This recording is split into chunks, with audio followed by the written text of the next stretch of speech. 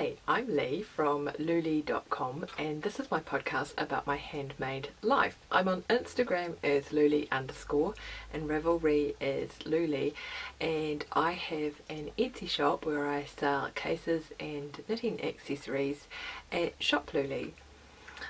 It's really nice to be sitting down and coming and having a chat with you. It's Friday morning and I'm about to go out to do some yoga, so I thought I would come in and have a little chat with you before I head off and do that. The first thing I have to talk to you about this morning is actually just a little bit of shop news. We have some new regulations around managing personal data coming in at the end of the month here in Europe.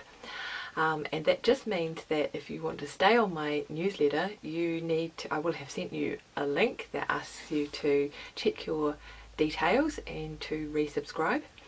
But if you haven't seen that, then you can pop over to my website at louleigh.com and just sign up for the newsletter there again. Otherwise I can't continue to keep in touch with you. So if you want to hear about shop updates and the things that I have coming, then please pop over there and update your details. In community news this week, I wanted to talk to you about the colour wheel apps that I discussed, I think it was 2 episodes ago. I tried to find the colour wheel app that I have on my phone, and there are no details in the app about who the developer was, and I couldn't find it on Google Play anymore. My phone is an Android, so I tend to get most of my apps from there. And I couldn't really find anything that was similar or as advanced. But I did find 2 apps that might be helpful to you for Android. I don't know about iPhone. Maybe you have some suggestions. But the first one was called Colour Harmonizer, and I will link it in the show notes. I forget who the developer was, but I will link to it. It's not quite as advanced. I think it's free. It's not quite as advanced as the app that I showed you. It kind of works in a slightly more clunky way.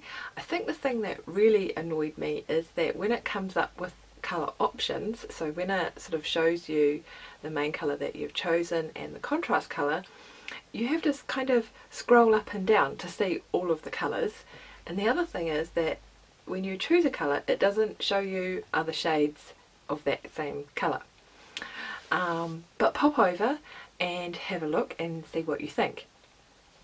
The other app that I found was called Colour Harmony, and that has some really interesting features. So one thing you can do is you can actually upload a photograph into the app, and then it will give you a sort of a palette of colours from that photograph or picture. So if you had a really nice piece of fabric or or just a photograph of a scene and you wanted to get a colour palette from it, then you could try out that app. It also lets you point your camera at a specific colour, and then it will suggest colours to go with that specific colour. Now the problem is though that you have to have really good lighting and actually capture that colour accurately to get really good suggestions of what will go with that. And so it was a bit funky. And the software, the camera software within the application is not great. So it would probably be slightly better if I took a photograph of a colour with the camera app that is on my phone and then uploaded it into the app, if that makes sense. But I thought that the functionality was kind of fun to play with, and as I say, I think it's a freebie, so you can go and try it out and let me know what you think. If you come across any other apps either for Android or for Apple products, then please share them in the episode thread. That would be really interesting, because I know quite a few of you were interested in that, and I was so bummed that I couldn't find the same app again to share with you. And one other thing we have happening in the louleigh community, we were chatting over in the Stash Appreciation Society about starting shawls and starting multicoloured shawls from our stash. So I have this morning started a new thread for, let me get this right, the Stash Depreciating Shawl Along. Now your shawl doesn't have to be multicoloured, but it does have to be over 100 grams of stash yarn. Yeah, and that will run for the summer. Pop over to the group. Whips count because it's still stash until you're finished. Yeah, and you can supplement your stashed yarn with new yarn as well. If that helps you to make a project and to start and to use up your loved stash yarn, then yes, you can supplement it with new yarn as long as there's over 100 grams of stashed yarn in your project. And for the purposes of this cowl, stash counts as anything you bought before the 31st of March. So anything, well, this is probably a selfish rule, anything you bought at the Edinburgh Yarn Festival is stash now. So you can use that. But go deep stash diving and join in, find a shawl that you like and join us. That would be awesome. I think I've mentioned this yarn and my yarn review in quite a few podcasts now. This is the Yorkshire Wildlife Trust wool in the Aran. It's 80% pure Hebridean and 20% Yorkshire alpaca.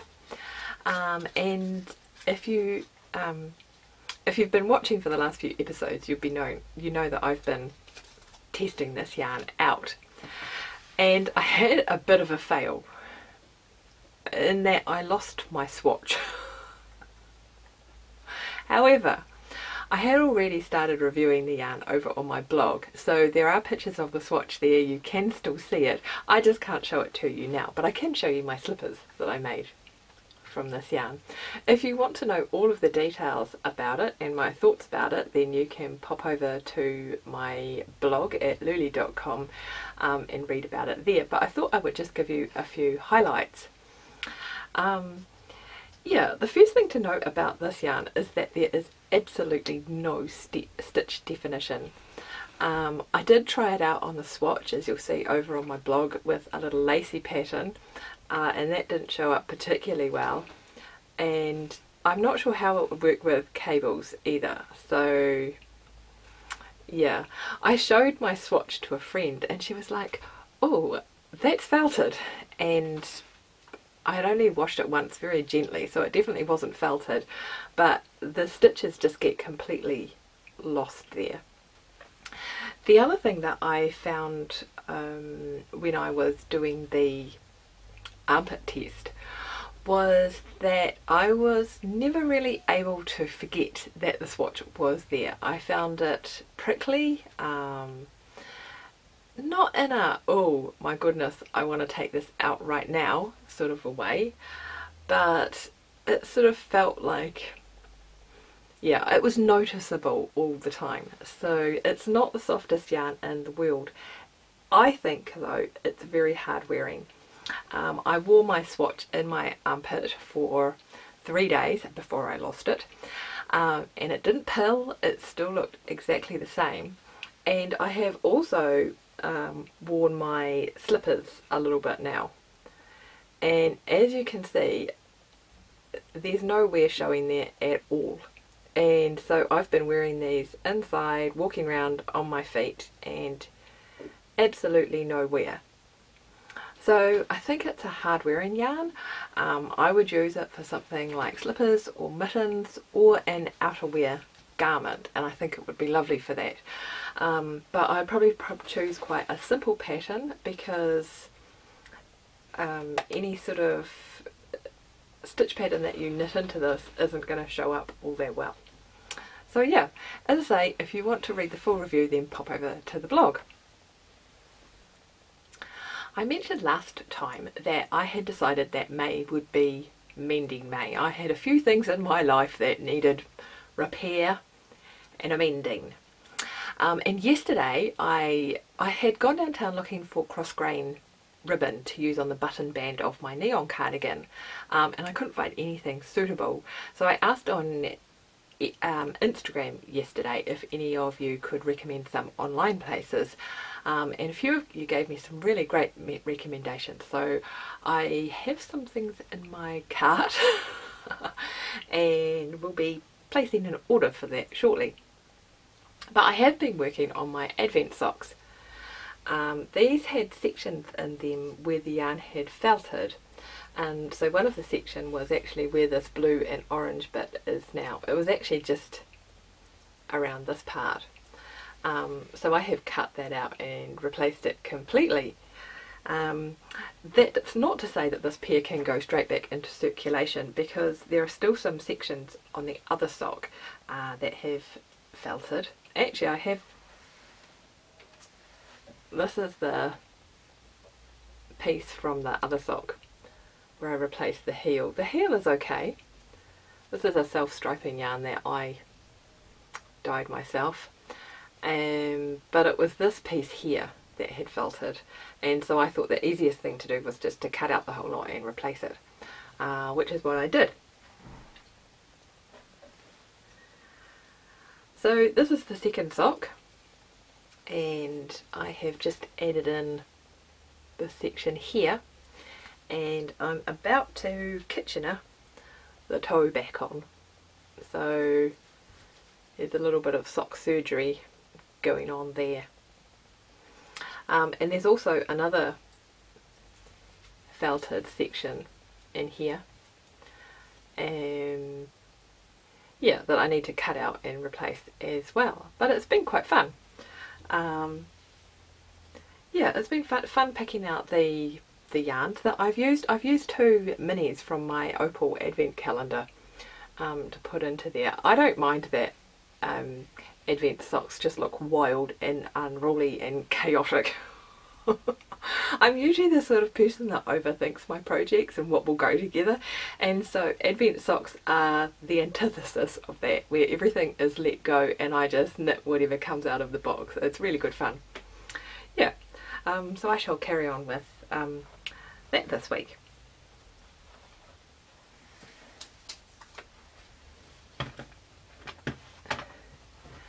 But the other thing that I wanted to show you that I have mended this week is an Aran cardigan that my mum knitted before I was born, and it's beautiful, and I might have added that. I took custody of this in the 90s, and I might have added a few chocolate stains to it before I knew how to properly remove chocolate stains. I'm much better at that now. However, there was a little gap in the armpit where the seam had started to come apart, and as soon as that happened, suddenly in my brain the whole garment, which I had worn a lot, was fragile. And so I was just kind of, I didn't get around to fixing the seam because I was worried that the whole thing was about to disintegrate, and of course my mum knitted it, so it's precious. And it's not about to disintegrate, it's just that there are sections on the seams that are probably, especially these arm seams where you get a bit of wear and a bit of, you know, the whole garment is hanging from that seam. There are probably other sections that are going to come apart at some point as well. But I have sewed up the little section at the armpit and I've given it a wash, so it smells lovely. I'll hold it back here so you can get a good look at Mum's handiwork. And come winter, this is now all ready to go back into my wardrobe so that I can wear and enjoy it again, which is great. And it was a really easy mend. It was a silly thing to have put off for so long. I think this is why I've done Mending May, because sometimes I think things are delicate or the mend is going to be difficult, and so I just procrastinate about it, and so I have these precious things in my wardrobe that I'm not wearing because they need fixing. So Traced It is back this week, and the last time I spoke to you I was talking to you about the back hump. And I got down to, I had knitted, there's a little pattern that goes around the band at the bottom, and I had knitted that section and I was about to start the ribbing, and I tried it on and decided that the back hump, that section of short row shaping below the yoke, just really wasn't for me. And I'll try and insert some photos here to explain why I didn't like it. I didn't like the way that it tilted the whole yoke forward on my body. I just felt that that was really unflattering on me. It made me look like I had saggy boobs, which I don't. So yeah, I liked the way that the garment looked when the yoke was sitting square on my body, and I'll try and put a photo in of that here. And I also liked the way it felt when the armpits were sitting, the armholes were sitting squarely on my body as well. Putting in that back shaping just really, it tilted the armpit forward in a way that was really quite weird to me, and so I decided to rip out the torso and to re-knit it without the short row shaping in the back. It also created a lot of extra fabric, and I'm sure that it probably would have blocked out, but I'm not convinced that it would have sat nicely on my body. I know that it looks, the sweater looks great on other people, but it just wasn't for me. So yeah, I've pulled that out and started knitting again. I've decided also not to put the patterning around the bottom of the torso and the sleeves, partly because it reminds me of a bikini model from FHM and those little gold belts that they wear. And that's not my jam. So yeah, I decided to rip that out, and just to keep all of the patterning around the top. I think that's more my style. Yeah, so that's where I am with Tracer. I have nearly finished the increases again for the hips. Yeah, and I've knitted one sleeve, so after I finish the torso here, I just have one sleeve to go, and then I shall be grafting it all together and be done. That's not to say it'll be done by next time I see you, but it'll be closer. Yeah, so that's where I'm at with Tracer. This is the sewing segment. So first thing I have to show you is Buddy the Bear, who is all sewing together now. This is a pattern by Crafty Kuka. Yeah, and just needs stuffing and then all the details like his eyes and things putting on. My co-host, Buddy the Bear. And I was looking up different types of stuffing online, because a lot of the stuffing that we get here is polyester, and so I thought I would have a little look up to see if I could find a natural stuffing or a stuffing made from recycled materials. When I made my last quilt, I used a batting that was made from recycled plastic bottles, and I was interested to see if something was available in the UK like that. And I found some articles about Kapok. Now I used to think that Kapok was a brand name. I didn't realise that it was the name of a natural fibre that you can use for stuffing. It's also highly flammable, so I'm not sure that I want to put it in a toy for a child. Not that I think that they're going to be playing next to a naked flame, but you know. And I didn't, for this particular toy, I didn't want to use a wool stuffing because I want him to be very nice and lightweight and spongy, because I think that's what a small child would enjoy the most. And I think a wool stuffing, in my experience, is usually quite heavy and solid.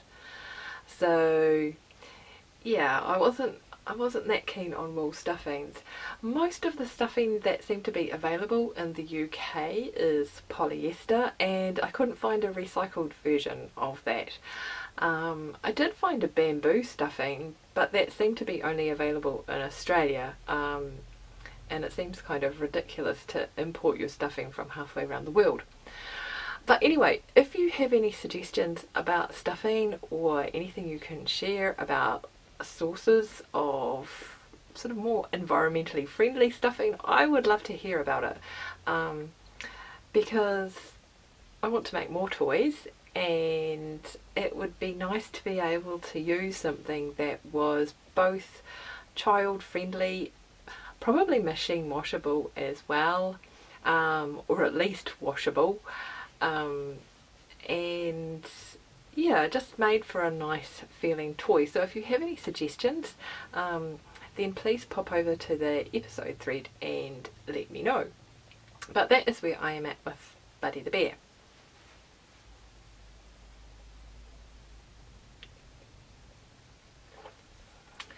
Last weekend I decided that I really wanted to kickstart my garment sewing again. I had kind of become, I don't know, obsessed with fitting things correctly and finishing them off super neatly, and I just wanted to do something simple and fun because I enjoy making garments for myself and I enjoy wearing them as well. Yeah, so I just wanted to step back and have a go at sewing something fun. I wanted to try out a pattern as well without feeling like I had to make that thing end up in my wardrobe. If it turned out to be a terrible failure or just not to suit me, I didn't want to feel obliged to put it in my wardrobe. So I decided to download the Silk Cami pattern from Sew Over It, and I got out an old sheet and made up the pattern, and you might have seen me wearing this on Instagram. Yeah, so I cut the pattern out without making any alterations. Quite often I'll lengthen things right at the beginning, but it seemed like this top would be long enough, so I just cut it out and sewed it up. Yeah, so that was really interesting. There were two things when I tried it on that I felt like I needed to fix. The armhole gaped at the front. It sort of just stuck out. There was no bust shaping with this camisole, and so I decided to make a little bust dart here, and that was really simple, just to pull that bit of fabric in. So if I grab my pattern pieces, I can show you how I amended the pattern.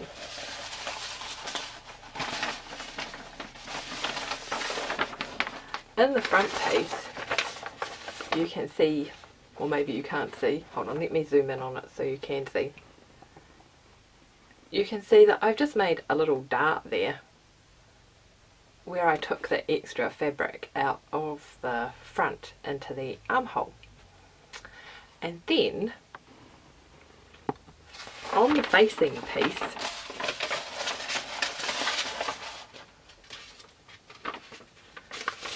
I actually, where this tape is, I've just cut out the dart fabric completely and cut this piece flat. So I haven't sewn the dart into the facing, I've just removed that piece of fabric completely from the facing section.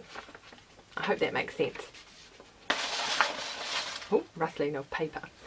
The other thing that I found is that it was a little too fitted over my hips, but it did fit. The top did fit really neatly everywhere else.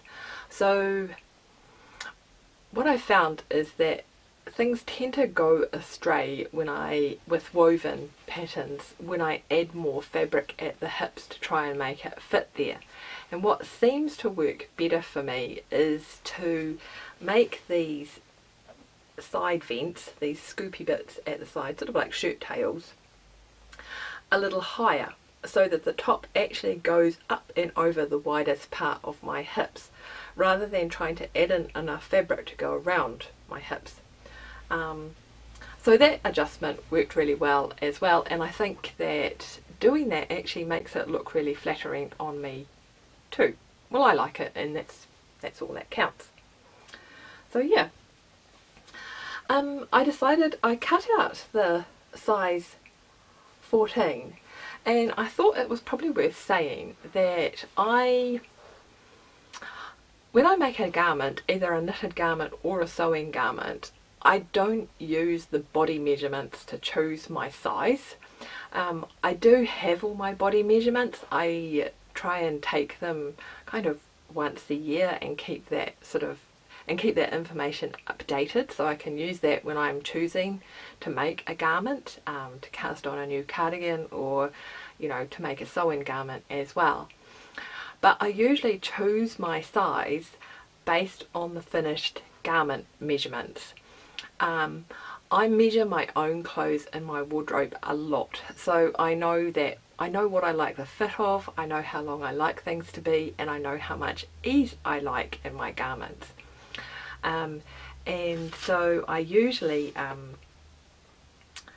so when I came to choose my size off the back of the pattern, I based that, I don't know if you can see that, I based that on the finished garment measurements, not actually on the body measurements, because usually what they say is that you should choose the pattern based on the body measurement, choose the garment size based on the body measurements, and if you're between, you should go up a size.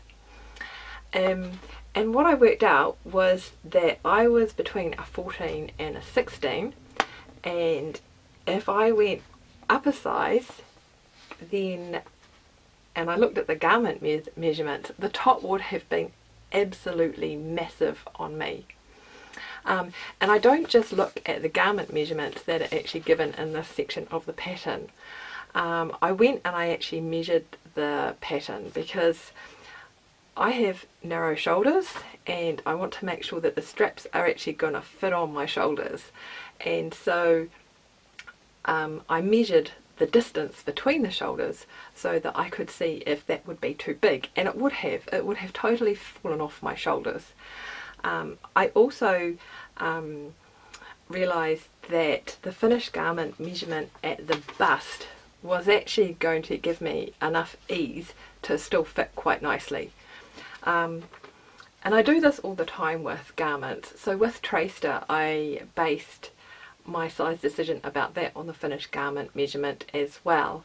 And I actually went into the pattern and calculated the hip circumference to see how I would have to adjust that as well for myself.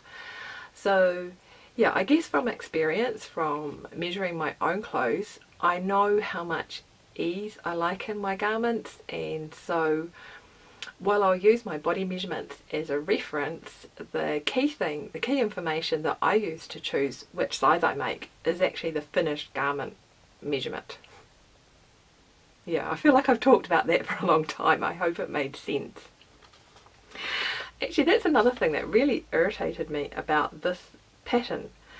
It gives the body measurements and the finished garment measurements in inches, but every other measurement throughout the whole pattern is given in metric, which just seems odd to me. I mean, I'm definitely a metric person, but I'm like, choose one.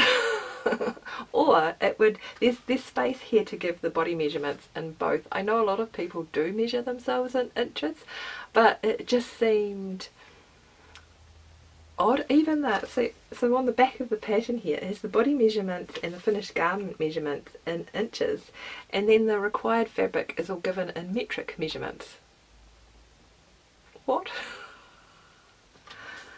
So yeah, it would have been nice if they had maybe given it in both, or just chosen one or the other. I don't really mind which, I prefer to work in metric, but having it in inches wouldn't have put me off making the pattern. So yeah, I just thought that was a bit weird actually.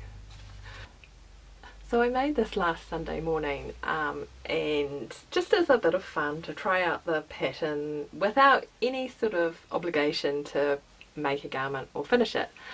But I wore it round for the rest of the day. The neighbour thought I was a little odd wearing a garment that had front and back written on it and some of this other detail. And then decided that I would make up a finished version. which is miles away. Excuse me.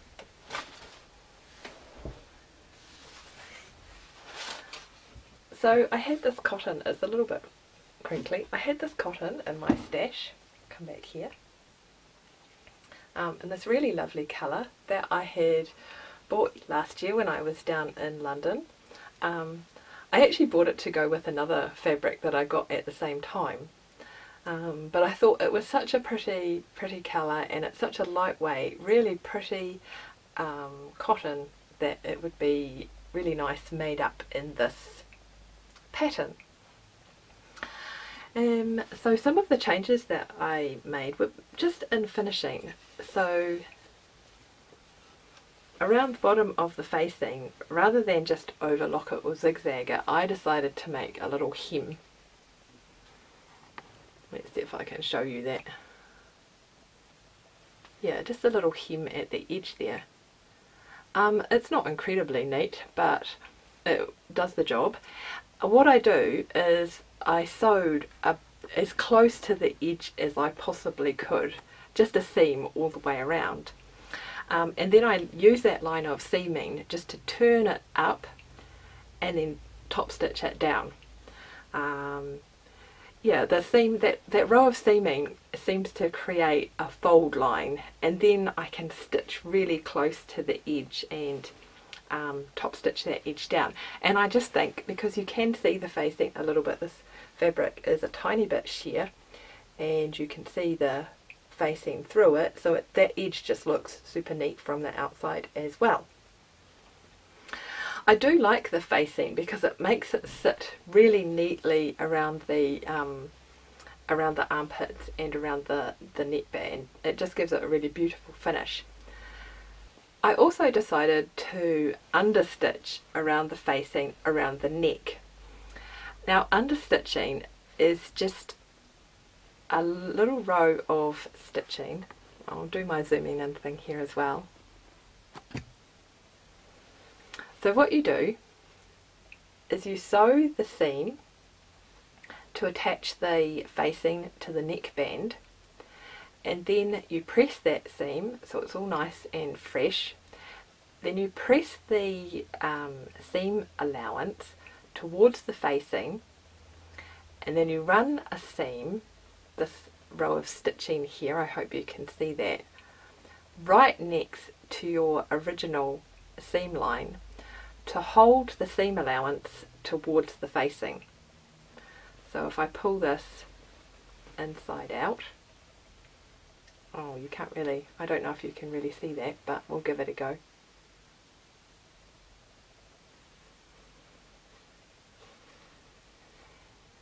Yeah, so that just holds. I've clipped the seam allowance and trimmed it as well so that the curved seam will sit nicely, but it just holds the seam allowance next to the facing. And what that does is it means that the outer fabric kind of curves up and over and into the garment so that you never get the facing riding up and visible. And I just thought that I couldn't, with the way the garment is constructed, I couldn't do it on the sleeves and on the armholes and the neck, but I thought it just it finished off the neck so that it looked super neat. And I know it's the same colour, but you'll never get a situation where the facing sort of rides around it and you can see it from the outside. It pulls the seam line a little bit towards the inside, just sort of tilts it in so it's not quite so obvious, and I think it just makes it look super neat. The last thing that I did differently for this camisole was that I think the pattern calls for a rolled hem around the bottom here. And I did something a little bit different. I decided that I would use a bias binding hem. Zoom in again. I don't know if you can see that there. Whoops. And I was chatting with a friend who is new to sewing, and she said that she didn't really get bias binding or how to attach it to an edging. So I thought I would talk about that a little bit here. So the whole point of a bias bound edge is that it's not very wide, so you don't have all of this extra fabric like I do up here for the facing, and you can put it around armholes and necklines as well, but it creates quite a narrow edging that's still really stable and will stay nice and flat to your body. What is bias binding? When sewers talk about bias, so if I have a little square of fabric here, you have all of the warp threads going this way, like this, and all of the weft threads going this way in a woven piece of fabric, so that there is a little bit of give in the fabric, but not a lot. When sewers talk about the bias and on the bias, they're talking about this diagonal across here.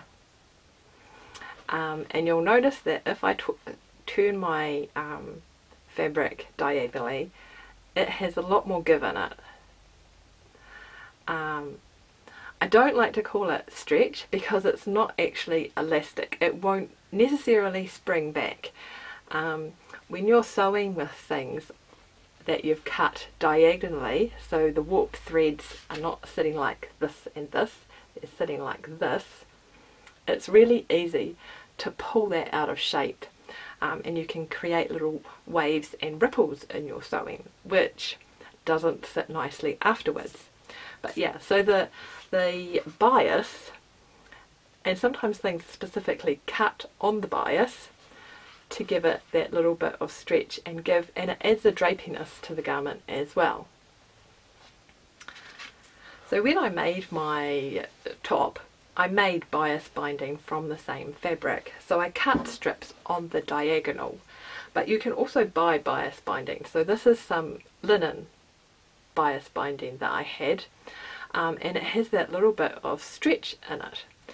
And the nice thing about bias binding is that because it is cut on the diagonal, it goes round corners a lot more easily. So it behaves like a piano accordion.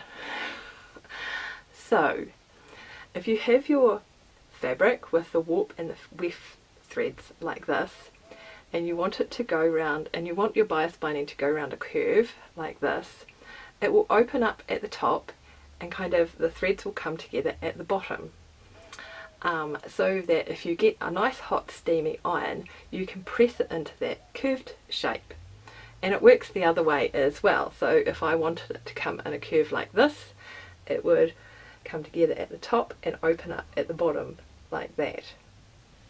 So I don't know if I can show you with this quite so well, because the linen is a little more stable. Cotton bias binding is a little bit more malleable. But yeah, so it will stretch out as it goes round a corner. When you sew it onto a curve, it's really important that you stretch the bias binding and not the curve that you're sewing it into, because that's when you'll get that ripply effect. I like to lay my main fabric nice and flat so that I can drive around the curve with the sewing machine. I'm not forcing that fabric to be straight into the sewing machine, I'm just steering it around. And then I would lay the bias binding on top so that I usually pin it first because that's easier, but I will stretch it around the curve so that it fits in nicely. And to apply the bias binding to this curve, I made my bias binding strips and sewed them all together. And so a lot of